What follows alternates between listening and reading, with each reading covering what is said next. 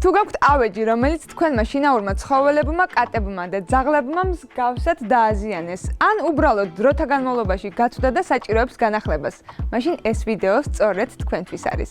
როგორც ხედავთ, დღეს ჯანინის სახელოსნოს მიზანია ამ განადგურებულ დივანს აჩუქოს ახალი სიცოცხლე.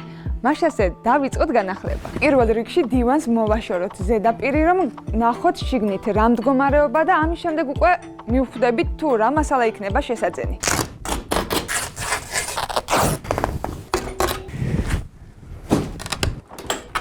როგორც ხედავთ, ჩვენი ძველი დივნისგან დარჩა მხოლოდ მისი ხის კარკასი. გახსნის შემდეგ აღმოჩნდა, რომ ყველა მასალა, რაც იყო დივნის შიგნით, იყო დაზიანებული და მოგვიწია მთლიანად მოშორება. ერთადერთი, რაც მახარებს, არის ის, რომ მექანიზმი აქვს სრულიად საღი. აქედან გამომდინარე, ახლა დროა მოვიტანოთ ახალი ქსოვილები და შევუდგეთ გალამაზებას.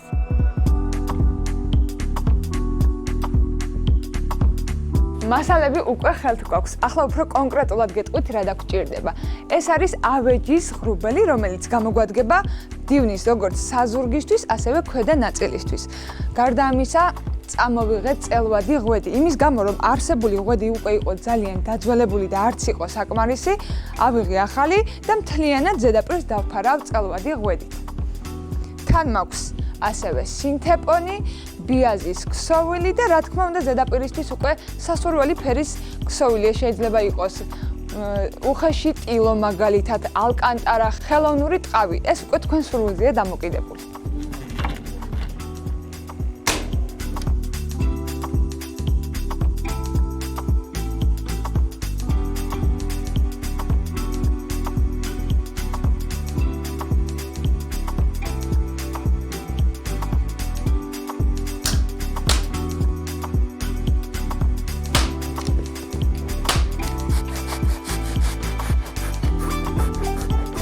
ახლა უკვე შეგვიძლია წებოს მეშვეობით დავაფიქსიროთ ერთმანეთზე, რომ არ იმოძრაოს ღრუბელმა და შემდეგ უკვე რა თქმა უნდა სამშენებლო სტეპლერით მოხდება მისი დაფიქსირება.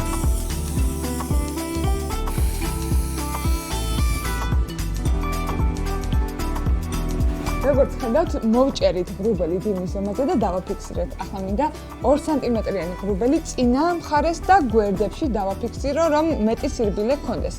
ეს იყო 9 სანტიმეტრიანი. ამასაც იგივენაირად წებოს მეშვეობით დავაფიქსირებ და შემდეგ უკვე გავუკეთებთ ზემოდან სინთეპონს.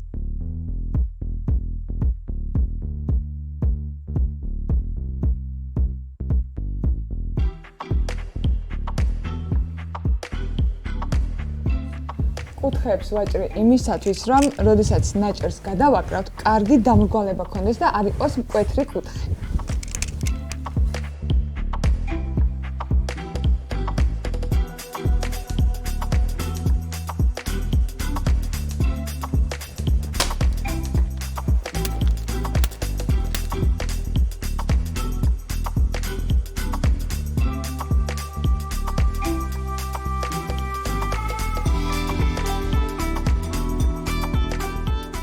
ასეთი გამოვიდა ჩვენი დივნის თითქმის დასრულებული სახე. მთლიანად დაიფარა დივანი სინთეპონით, როგორც ხედავთ, ქვედა ნაწილით შევფუთე სინთეპონით. ზოგადად უმჯობესი იქნება, რომ დივნის ეს ზედა ნაწილი და ქვედა ნაწილი განაცალკევოთ, რადგან მარტივად მიუდგებით, სამუშაოდ უფრო მარტივი იქნება. უბრალოდ ჩვენ შემთხვევაში, რადგან დივანი იყო საკმაოდ ძველი და ხრახნები უკვე დაჟანგებულია, ვერ გავრისკე დაშლა იმის გამო, რომ შეიძლებოდა მექანიზმიც უკვე გადასაგდები გამხდარიყო. ამიტომ ცოტა ვიწვალეთ, მაგრამ რეალურად შედეგი მივიღეთ კარგი. ახლა უკვე მოვათავსებთ ქსოვილს, მასაც დავაფიქსირებთ სამშენებლო სტეპლერით და ბოლოს დაგჭირდება აი ეს ბიაზი, რომელიც დაფარავს უკანა მხარეს და ძირს.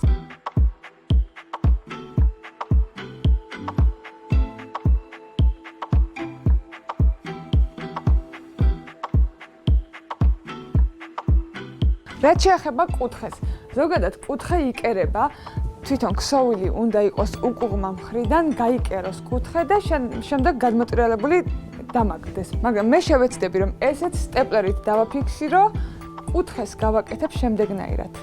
ჩავკეცავ ამ მხარეს და მეორე გვერდიდან მხრიდან გადმოვწევ.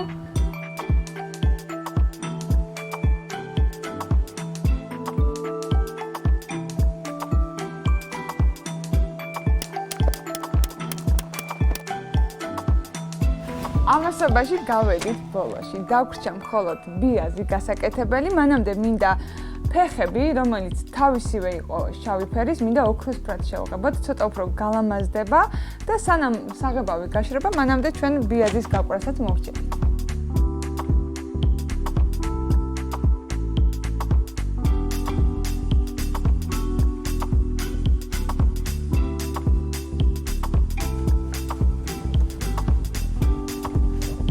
მოდით საბოლოო შედეგზე კომენტარს მე არ გავაკეთებ და ამ საქმეს თქვენ მოგანდობთ.